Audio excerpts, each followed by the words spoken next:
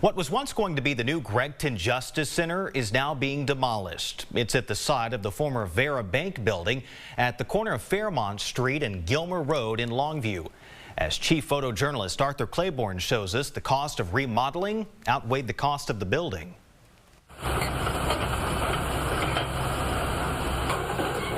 The issue with remodeling this is the unknowns. What's under the slab, what's in the wall.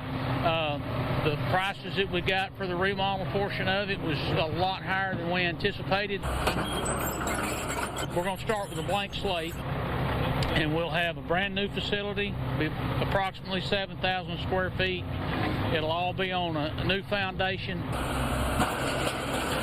It's going to be a lot safer environment, I think, being off of Highway 80, not only for the staff but for the customers that are coming in to get information or to get services from the Justice Court. The old facility was built in 1949. It's something simple as modernizing the building for utilizing available technology. It's just some of it's insurmountable.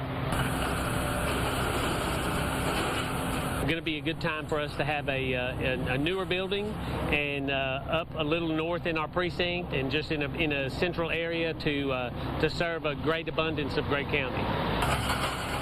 This building for the community, not just for the Greggton or Pine Tree area, but for all of Gregg County, it's going to be in use for the next 40 or 50 years, long after most of us are at the house or gone.